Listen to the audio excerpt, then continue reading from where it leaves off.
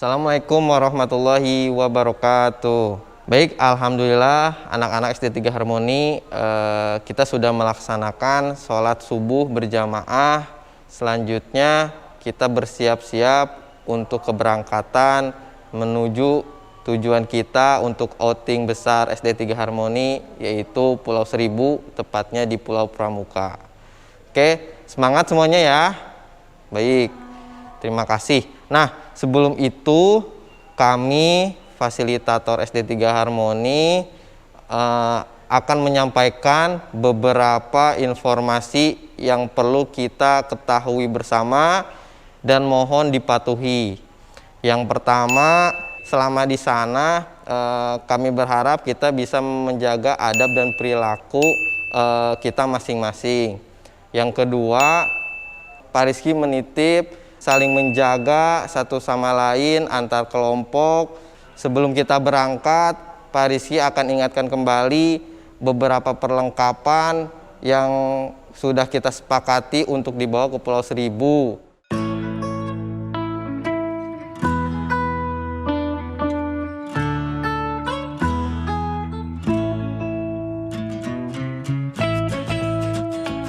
Baik, marilah kita mulai doa al-matsurat untuk kelancaran perjalanan kita. A'udzubillahi minasyaitonirrajim. Bismillahirrahmanirrahim. Alhamdulillah kita sudah membaca al-matsurat pagi. Selanjutnya mari masing-masing untuk mempersiapkan perlengkapan yang akan dibawa. Kemudian kita akan berdoa bersama. Silakan.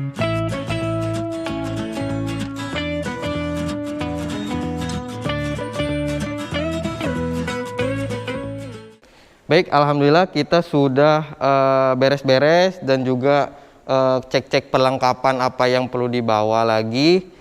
Selanjutnya kita akan segera menuju kendaraan masing-masing. Nanti akan dipimpin oleh PAK-nya masing-masing untuk menuju kendaraan yang akan mengantarkan kita menuju dermaga Marina Ancol. Sebelum kita beranjak, marilah kita berdoa untuk kelancaran dan juga keselamatan selama perjalanan. Berdoa dimulai. Bismillahirrahmanirrahim. Sahhara lana hadza wa ma kunna lahu muqrinin wa inna ila rabbina lamunqalibun. Amin.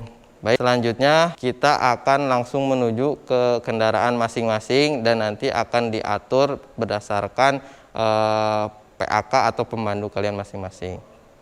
Silahkan.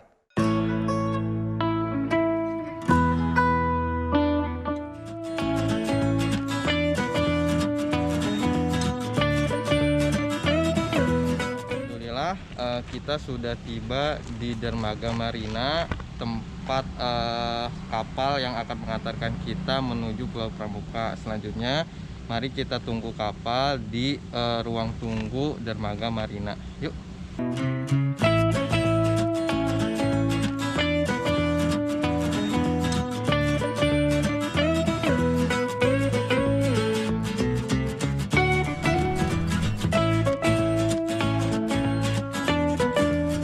Baik anak-anak, sekarang kita akan sarapan dulu sambil menunggu waktu keberangkatan kapal di dermaga Marina Ancol pada pukul 8 pagi. Supaya ketika kita menuju ke sana dalam keadaan perut sudah terisi makanan. Seperti itu ya. Yuk kita makan yuk.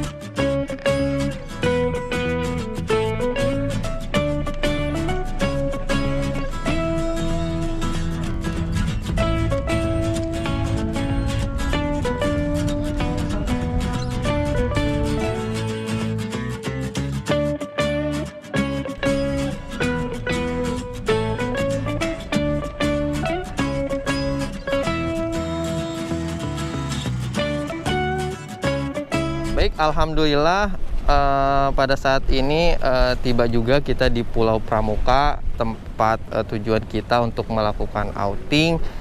Nah, sementara sebelum kita beraktivitas atau menuju Taman Nasional, mungkin kita boleh yang mau minum dulu, yang mau istirahat dulu, sambil kita nanti menunggu waktu jeda istirahat, kita juga bisa melihat sekeliling, dan juga nanti sebelum kita langsung ke Taman Nasional. Seperti itu ya, yuk.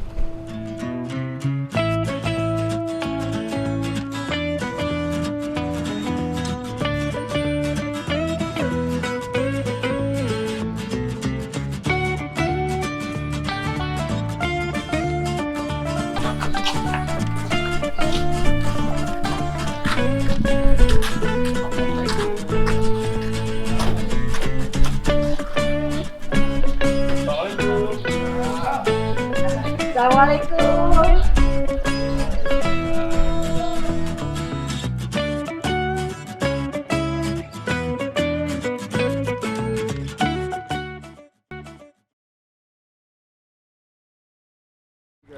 Baik, hari ini kita akan melaksanakan agenda pertama kita setelah kita beristirahat di Mes Taman Nasional Kepulauan Seribu. Selanjutnya kita akan beranjak ke dermaga untuk menghampiri kapal yang akan menghantarkan kita pada Karamba Apung. Untuk lebih jelasnya nanti kita akan ke lokasi. Yuk. Baik anak-anak, alhamdulillah kita sudah berada di dekat kapal. Sebentar lagi kita akan berangkat nih. Nah, kita sudah didampingi oleh Pak Herman ya, Pak Herman. Boleh dijelaskan kegiatan kita sekarang, Pak Herman? Hari ini kita akan menyeberang menggunakan kapal kecil untuk berkunjung ke budidaya rumput laut, dan sehabis itu kita akan berkunjung ke tempat budidaya ikan kerapu. Nah, lalu kita juga nanti coba mengunjungi resto, jadi Karamba Apung yang memang khusus menjual ikan-ikan budidaya, kayak gitu Pak. Baik, baik. Untuk lebih jelasnya nanti kita lihat di lokasi ya Pak? Iya, kita lihat langsung ke lapangan. Yuk.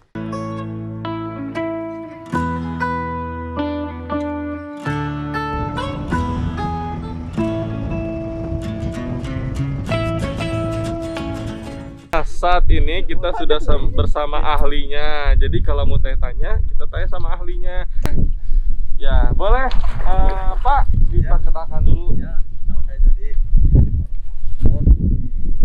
Budidaya kerapu. Di sini saya budidaya kerapu. Cuma 2 jenis doang. Oh, 2 jenis. Ya. Ada kerapu apa aja, Ada Pak? kerapu macan, sama kerapu cantang. Sama kerapu cantang. Bedanya apa? Nah, ini. Oh, bedanya apa ya? Nih bedanya. Kita beda bisa ngeliat bedanya dari Yang kanan bentuknya. Yang kanan ini kerapu macan dan yang ini kerapu cantang. Oh, lebih total gitu ya. Lebih jelas ya? Iya, kan lebih kelihatan ya. Kira-kira apa perbedaannya ya? Perbedaannya ada dari kepala juga bisa beda, kelihatan ya, panjangnya. Kalau moncongnya ini, kalau kerapu macan ini kan yang kanan ini bulat, kalau ini kerapu cantang panjang macannya. Kerapu makanannya apa? Sama ikan yang Sama lain? sama ikan yang lain juga dia. Biasanya kalau kerapu hidupnya di kedalaman berapa Pak? Kalau di laut? Dia dalam juga sih, kalau untuk budidaya paling 3 meter dia. Nah, teman-teman sudah banyak dapat informasi kan dari bapaknya terkait dengan ikan kerapu ya.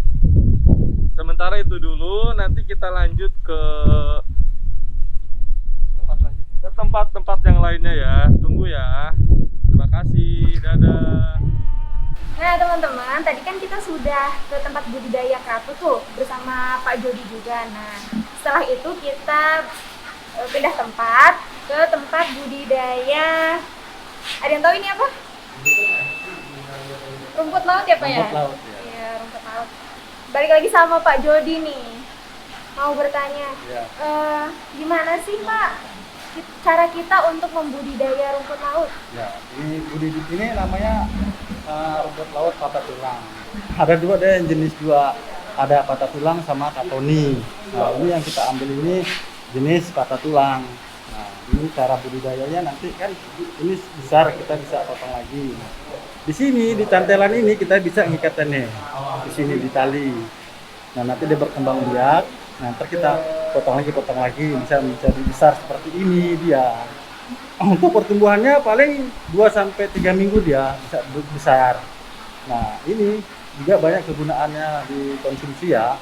Kita bisa bikin manisan, bisa bikin tepung juga. Ya, cara untuk manisan itu kita rendam pakai air tawar selama 1 hari 1 malam biar warnanya menjadi putih. Nah setelah udah putih kita jemur. Nah nanti digiring situ nanti kita olah menjadi manisan. Nah ini ya Mbak. Ini yang biasa suka ada di es buah. Ah gitu ya Pak? dia bisa juga di es buah, dia bisa campuran apa juga bisa dia. Kalau di agar-agar pakai ini juga. Bisa juga gara-gara bisa kegunaannya banyak ya. Tadi kan budidayanya tuh seperti diapungkan. Ya, gitu diapungkan dia budidayanya. Ya. Seperti tali tambang dia, tapi kita kan harus pakai botol buat timbulin pelampung gitu biar nggak tenggelam.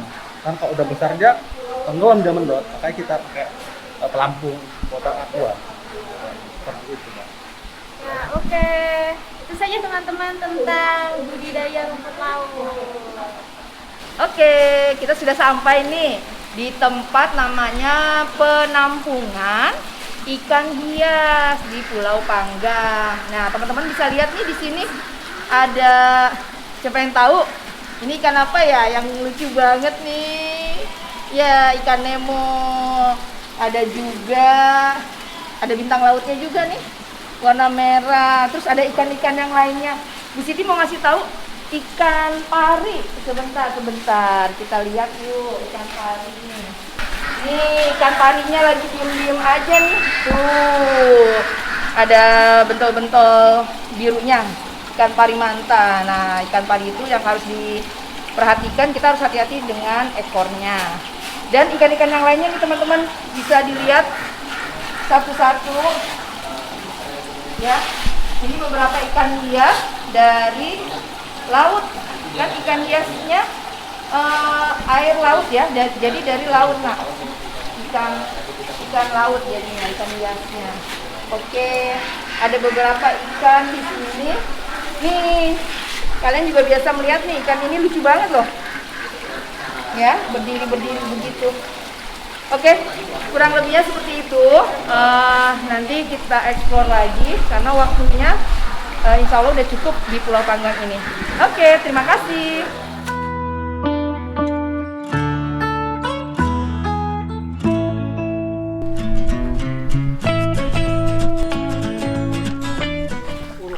Kita sedang berada di tempat di mana kita akan menanam mangrove, teman-teman. Kalau bibit itu dari biji atau dari Buah. Oh, dari buah. Buahnya mana? Ini udah buah ini. Kita menanamnya harus berumpun nih nak. Biasanya 50 bibit ini. Nah, tapi sekarang bisa 10 atau 15 agar lebih kuat akarnya. Nah, seperti ini nih. Dalam satu liang itu ada beberapa, bisa 10 atau 15 bibit ya. Oke. Tahu nggak kalian bibitnya dari mana? Nih, bibitnya nih dari buah. Dari buah ini, buah bakaunya nih. Ketika dia nancap, dia udah keluar daun. Oh, ternyata dia dari dari buah. Ya. Jadi nanti akar akan keluar dari sini dan ini akan mengelupas dan menjadi daun. Nah, Barulah nanti di sana. Nah, buahnya bisa lihat di atas tuh. Nih. Coba lihat. Nah, Tuh. jadi unik ya ternyata teman-teman. Subhanallah. Iya, mari kita hidupkan ya. Biru, lautku, hijau, pulau, pulau seribu, surgaku.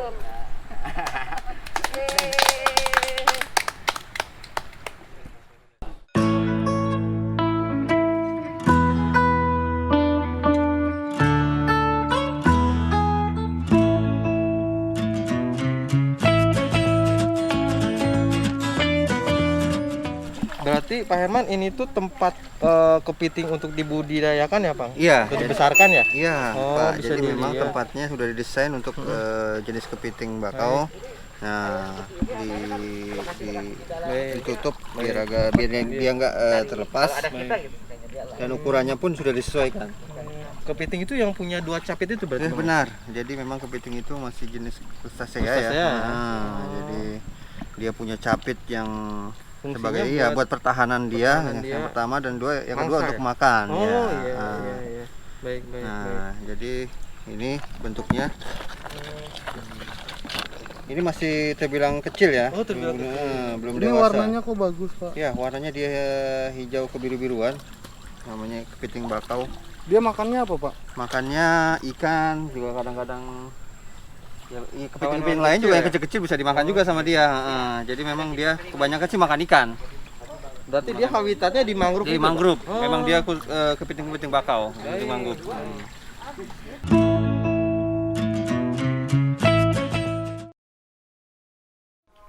Baik teman-teman, alhamdulillah kita sudah bersih-bersih, mandi, dan giliran sekarang kita sambil menunggu maghrib kita lakukan makan sore. Mudah-mudahan kita semua harus dihabisin ya. Setelah itu kita berdoa sebelum makan. Bismillahirrahmanirrahim. Allahumma barik lana fima razaqtana wa qina azabannar. Sekarang kita akan melaksanakan sholat isya dan sholat maghrib disatukan. Nah, karena kita sedang ada dalam perjalanan dan sedang ada di suatu tempat yang jauh, kita dapat rukhsah diringankan oleh Allah untuk melakukan sholat jamak qashar. Ya, jadi kita maghrib dulu 3, setelah maghrib baru sholat isyanya 2 rakaat. Baik teman-teman, rapatkan ya safnya. Yaitu Allah. A'udzu billahi minasyaitonir rajim. Bismillahirrahmanirrahim. Amsayna wa amsal mulku lillahi walhamdulillahi la syarikalah. La ilaha illa huwa wa ilaihil masir.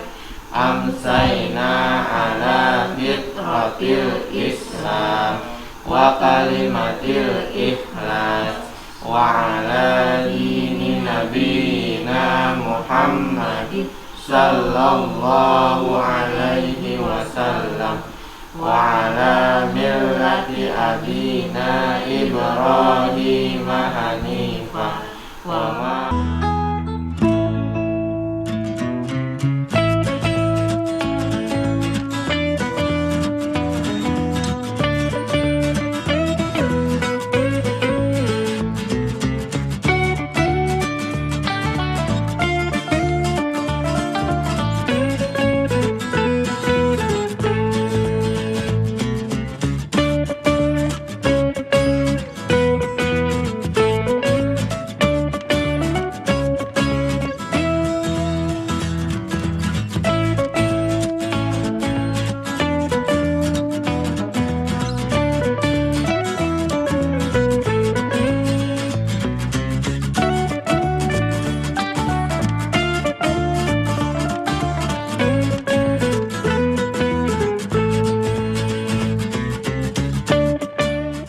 Berjamaah, yang perempuan laki-laki berdiri. Sawu sufufakum fa inna taswiyata sufuf min iqamatis shalah. Kita akan sama-sama melaksanakan al-masulat pagi di hari terakhir ini. Mari kita baca sama-sama ya. Asbahna wa asbahal mulku lillahi walhamdulillahi la syarikalah. La ilaha illa huwa wa ilaihin nusur.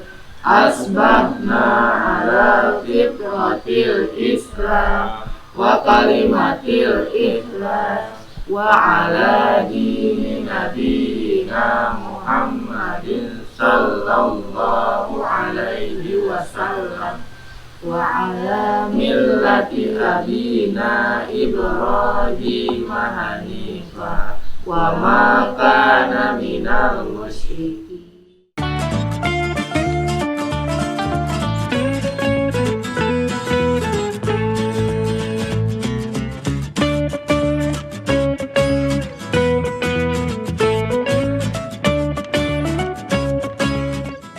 Baik, pada pagi ini setelah kita sarapan dan siap-siap, kita akan menuju ke lokasi pertama untuk berkegiatan, yaitu ke tempat tukik.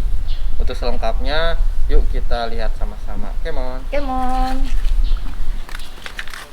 Baik, assalamualaikum warahmatullahi wabarakatuh. Saat ini di agenda pertama hari ini kita sedang berada di mana ya? Di pusat Santuari Penyu. Nah, tepatnya masih dalam kawasan Taman Nasional Kepulauan Seribu yang ada di Pulau Pramuka. Nah, saat ini kita sudah sedang bersama Pak Yuliansah yang akan menjelaskan sedikit tentang lokasi yang akan kita lihat, dan nanti mungkin kita langsung lihat lokasi di dalam. Gimana Pak? Ini tuh tempat apa sih sebetulnya? Oke, bagi adik-adik semua dari Sekolah Alam Jagakarsa ya, Jagakarsa, Cipedak. Ini kali keduanya saya mendampingi sekolah dari Sekolah Alam Cipedak Jagakarsa. Jadi untuk sahabat-sahabat penyu yang ada di sana ya, ini namanya tempat Santuari Penyu atau bisa disebut dengan namanya rumah panti jompo atau rumah penyelamatan ya, yang sifatnya memang untuk menyelamatkan penyu-penyu yang ada di alam, baik itu telur, penyu yang sakit maupun penyu yang keadaan terjerat dan lain-lain ya. Nah, di sini di bawah kepemimpinannya Bapak Kusminardi SH sebagai kepala seksi dan di bawah Balai Taman Nasional Kepulauan Seribu, kami bekerja sama dengan Daihatsu ya dan CSR lainnya untuk mendukung kesuksesan dari penyelamatan penyu ini. Apa saja sih yang ada di situ, yang ada di sini? Nanti kita masuk ke dalam. Oke, mari. Oke. Yang pertama, kita ada ruang informasi. Di sini runut-runutannya dari apa sih penyu itu? Penyu ini udah dimasuk Undang-Undang Nomor 5 Tahun 90 dan PP Nomor 7 Tahun 99, dan dia adalah UX Cites, yang undang-undang ini memang tidak diberlakukan untuk hewan yang dimanfaatkan langsung oleh manusia. Jadi apa sih kalau misal melanggar undang-undang ini? Sudah jelas. Undang-undang yang pertama adalah dia bisa terkena atau terjerat pidana minimal 5 tahun. Kalau untuk dendanya kurang lebih sekitar 100 juta ya. Nah, ini undang-undang ini. Jadi siapapun yang memiliki, menjual belikan, mengkonsumsi itu akan kena sanksi tersebut ya. Nah, oke. Ini yang kedua, ada apa saja sih predator-predator alami penyu? Nah, yang pertama itu manusia. Manusia selain telur ya, sahabat penyu, penyunya ya, karapasnya, terus juga dagingnya, jeroannya semua diambil untuk dimanfaatkan. Yang sebenarnya kalau kita runut dari yang pertama ini, penyu dan dagingnya sendiri dan telurnya sendiri tidak bisa dimanfaatkan langsung oleh manusia. Kenapa? Kesatu, telurnya sendiri mengandung kolesterol yang sangat tinggi. Ya, itu kalau misalnya dibandingkan dengan telur ayam kurang lebih 16 kali lipatnya. 16 kali lipat loh sahabat penyu, 16 kali lipat, dan itu kurang baik untuk kesehatan kita. Yang kedua, di daging penyu itu mengandung racun namanya selenotoksik yang bisa merusak bagian saraf pada bagian tubuh kita. Yang paling mencolok terkena imbasnya utama itu adalah biasanya keracunan, muntah-muntah dan muntaber seperti itu. Nah, setelah ini yang kedua sebenarnya ada reptil. Nah, reptil ini ya itu sejenis kayak biawak ya, biawak. Biawak itu sama seperti manusia. Kalau sudah mengambil telurnya saja, telurnya penyu itu semuanya habis dimakan sama dia, dilahap. Nah, selanjutnya ini adalah predator-predator alami yang Bang Jul bilang standar. Karena apa standar? Karena kalau mengkonsumsi hanya sebatas mengkonsumsi biasa dan tidak sampai habis. Di sini ada burung laut, ada elang, ada gurita, ada hiu, kepiting dan ikan-ikan besar lainnya di laut. Ya, oke, sahabat penyu, sekarang kakak mau akan menjelaskan ada jenis apa saja sih di dunia ya penyu-penyu itu. Yang pertama, sahabat penyu, ini di dunia ya memiliki 7 jenis penyu. Yang pertama ada jenis penyu kempi ya, penyu tempayan ya, penyu belimbing, terus penyu pipih ya, terus di belakang sini ada lagi penyu lekang nih ya, penyu sisik dan penyu hijau. Nah, di Pulau Seribu sendiri memiliki satu jenis penyu endemik, yaitu penyu yang hidupnya bertelur berkembang biak di sini. Ini namanya penyu sisik ya. Sedangkan penyu lainnya ada penyu hijau ya. Penyu hijau ini hanya datang ke Pulau Seribu untuk makan dan besar saja. Sahabat penyu, sekarang kita sudah di ruangan inkubasi semi alami, ya, inkubasi telur semi alami atau penetasan semi alami kita. Di sini ada sekitar 5 bak yang sudah terkumpul untuk siklus bertelurnya. Tadi sudah Bang Jul bilang di tempat siklus tadi itu terjadi di bulan-bulan Desember, Januari, Februari, Maret, April. Nah, kalian ini sangat baik sekali momennya karena ini tepat banget pada musim-musim bertelur penyu. Ya, di sini sudah ada datanya. Ini jumlahnya kurang lebih sekitar 140-an ya. Untuk di bulan Januari ini kurang lebih sekitar nanti di bulan Maret awal sudah menetas. Maret awal sudah menetas. Dan ini kalau misalnya kita mau lihat telurnya, ini sahabat penyu, ini kayak gini dia. Tuh, ini nanti kalau dia sudah menetas, dia akan ke permukaan. Ke permukaan sahabat penyu, ya. Ke permukaan. Kenapa sih harus menggunakan ember? Ya, kenapa sih harus menggunakan ember? Karena kalau misalkan ini kan media pasirnya, kita gunakan media pasir waktu pengambilan telur di sana, dan metode pengambilannya harus benar. Kalau tidak benar nanti ada contoh yang tidak benar tuh ada di situ. Di tempat pembesaran itu ada yang cacat. Jadi kalau kita mengambil telur dari dari sarangnya, dia harus berbentuk N kecil gitu. Itu N kecil. Ya. Kalau misalkan dibalik, kalau diambil kayak di titik 0 gini terus langsung berbalik begini, ini akan biasanya tertindih. Sehingga nanti karapasnya atau tubuhnya, bagian tubuh atau kaki atau apalah, itu nanti bisa cekung atau bisa tidak normal pertumbuhannya. Seperti itu. Karena apa? Kalau misalkan cekung karena gen, itu tidak mungkin satu, pasti akan lebih dari satu. Karena satu indukan, kalau misalnya indukannya itu bermasalah ya gennya. Nah, kalau misalkan yang terjadi di ini selama ini karena pengambilannya metodenya yang salah. Seperti itu. Itu pun paling cuma 1-2 saja, yang lainnya tidak.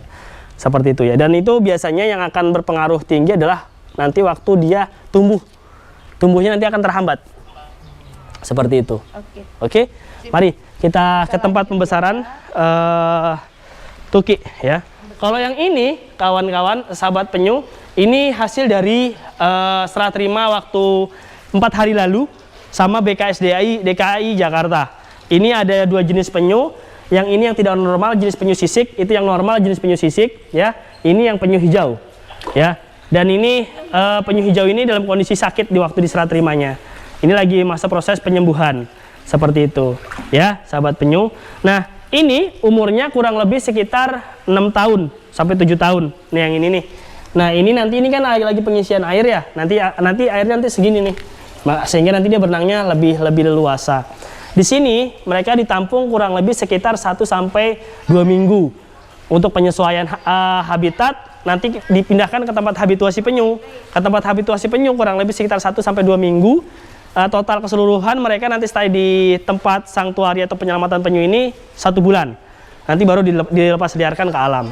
Nah, ini yang penyu ini umurnya di atas 10 tahun. Bisa lihat besarnya. Ini besar banget. Ini jenisnya masih penyu sisik. Seperti itu, ya. Oke. Nah, ya. Sahabat penyu, ini umurnya kurang lebih sekitar di atas 10 tahun dan ini memang akan segera kita rilis. Kita akan lepas liarkan ke alam sana. Oke. Untuk penyu sisik sendiri, untuk yang sebesar ini di alam itu di Pulau Seribu sudah memiliki jumlah yang sangat meningkat ya. Apa sih fungsi penyu di alam? Jadi di alam sendiri, kalau misalnya tadi kakak bilang waktu di awal-awal, penyu tidak boleh dikonsumsi, penyu tidak boleh dimanfaatkan langsung, karena secara alami penyu sisik atau penyu-penyu lain itu di alam itu dia bisa menjadi indikator perairan. Jadi kalau misalnya ada penyu hidup di perairan tersebut, kondisi perairan tersebut pasti akan baik ya. Yang kedua, dia sebagai hewan yang cinta akan lingkungannya. Contohnya misalkan di kawasan terumbu karang. Ketika musim-musim tertentu, karang ada pemutihan pada ujung karang, nah mereka akan menggigitin ujung karang yang putih tersebut. Nah, sehingga memutus rantaian dari kematian si karangnya. Seperti itu. Yang kedua, untuk lamun, biasanya penyu-penyu hijau yang ada di laut sana itu mengkonsumsi bagian buahnya ataupun daunnya, sehingga nanti akan membuat subur di bagian zona yang ada lamun tuh seagrass ya, bukan seaweed, seagrass ya. Nah, fungsinya dia seperti itu. Untuk sekarang yang berimbas baik untuk kawasan wisata, khususnya wisata perairan di Pulauan Seribu, adanya penyu adalah dia bisa meningkatkan jumlah wisatawan yang berkunjung ke Pulau Seribu. Tujuannya untuk melihat mereka di alam langsung atau di tempat sanktuari seperti ini, ya, untuk mengedukasi, untuk melihat secara langsung apa sih itu penyu, apa dan belajar di sini, sehingga wisatawan-wisatawan banyak yang datang ke sini untuk berkunjung dan melihat langsung penyu yang ada, sehingga perekonomian yang orang bekerja di dunia pariwisata atau khususnya untuk guiding ataupun travel lokal di sini itu biasanya terbantu adanya penyu secara tidak langsung. Untuk masyarakat yang bekerja sebagai nelayan itu terbantu adanya penyu, karena penyu menjaga ekosistem terumbu karang dengan baik dan lamun dengan baik, sehingga ikan-ikan yang dibutuhkan oleh nelayan untuk ditangkap itu jauh lebih banyak dan lebih cepat gitu, dan besar-besar juga. Nih, tadi Bang Jul lupa nih kasih tahu mana perbedaan jantan dan betina. Nah, ini jantan dan betina biasanya terlihat dari kalau usia-usia seperti ini, itu usia dia lihat dari tempurung bentuknya. Kalau ini yang membundar, lebih lebar, itu biasanya betina. Kalau misalnya ini lebih runcing dan mengecil, biasanya jantan gitu ya. Nah, yang paling bagus lagi itu di atas umur 10 tahun bisa terlihat langsung alat kelaminnya, jantan dan betina. Oke, langsung saja kita rilis caranya. Pertama, bisa ada 2 metode. Kita bisa melihatkan dia ke pulau seperti ini ya. Bisa juga tidak, langsung ke laut ya. Oke, nanti setelah dirilis biasanya langsung kita mundur ke agak menjauh biar dia lebih menghayati untuk merekam atau aklimatisasi di sini ya, untuk mengadaptasikannya. Oke. Biru, Lautku, hijau, pulauku, Pulau Seribu, surgaku. salam konservasi, salam lestari. Terima kasih telah memfasilitasi kami dalam kunjungan virtual outing ini. Salam dari anak-anak juga untuk pihak Taman Nasional. Ini ada pembagian masker dari kami anak-anak SD 3 Harmoni untuk kemudian bisa dimanfaatkan begitu ya Pak. Marilah kita berdoa sebelum naik kendaraan agar kita senantiasa diberikan lindungan